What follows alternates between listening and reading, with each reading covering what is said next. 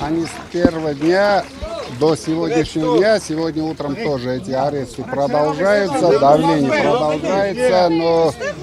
я думаю, что на мнение армянского народа это особо не повлияет. Вот сегодня армянский народ делает правильный выбор, и будет в Армении наконец-то легитимная власть. Спасибо большое. Что вы будете делать, если вы проиграете? Вернетесь в Россию, если будет возможно? Я никуда не вернусь. Я буду 10 лет работать в Армении. И не переживайте, у меня много работ.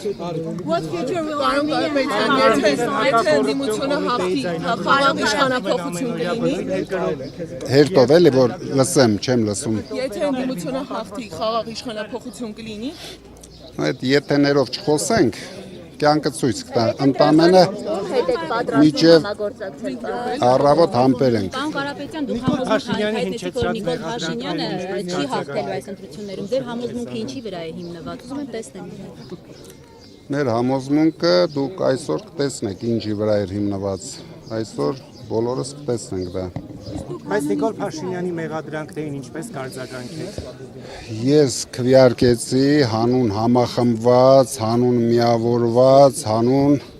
Են մի բառը չեմ ուզում ասեմ, վտանգավոր բառը, շատ ենք դրա մասին ասել, բայց ամենայն դեպս մենք բոլորս միասին պետք է համախմբենք մեր ժողովրդին, մեր երկիրը պետք է համախմբենք, մեր սփյուռքին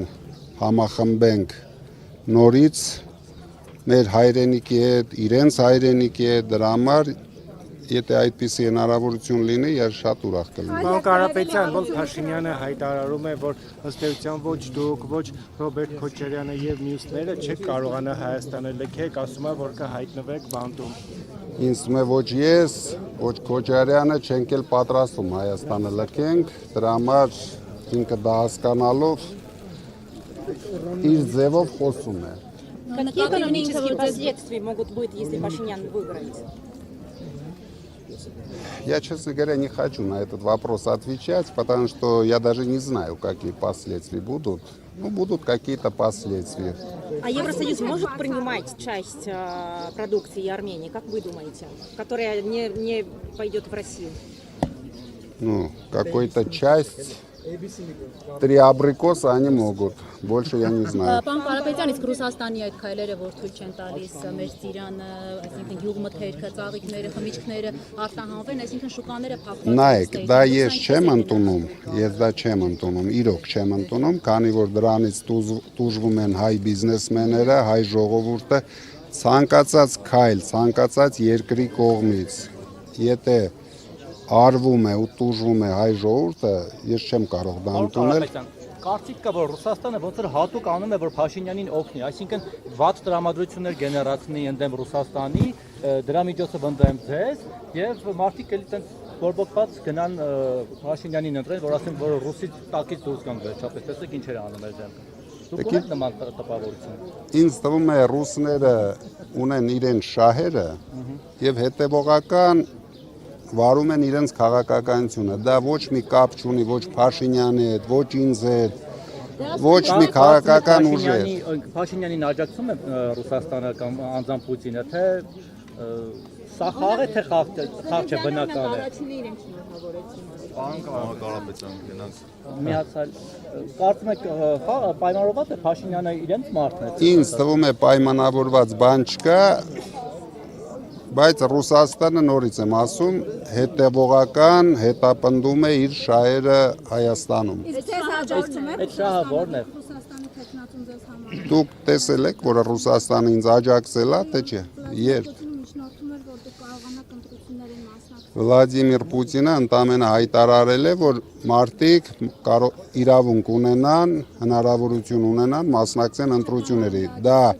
Իհարկե չեմ համարում դա։ Պարոն Կարապետյան, եթե չհաջողվի ընտրություններով Նիկոլ Փաշինյանին հեռացնել, իշխանափոխության այլ պլան սցենար ունեք։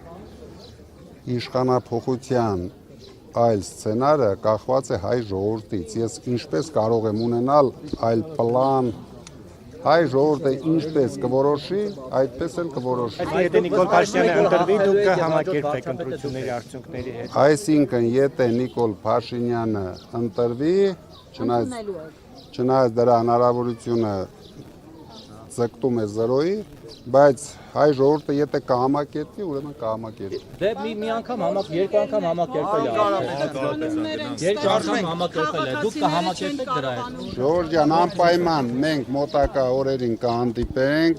Մարիանան ձեզ կհրավիրի, ընտրությունից հետո ձեր բոլոր հարցերին կպատասխանեմ։ Այսօր մի քիչ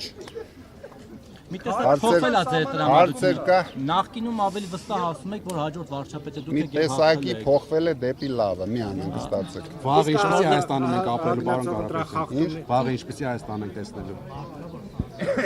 Վաղը կուզենայի տեսնել Հայաստան լեգիտիմ իշխանությունով։ Դա շատ կարևոր է մեր երկրի համար,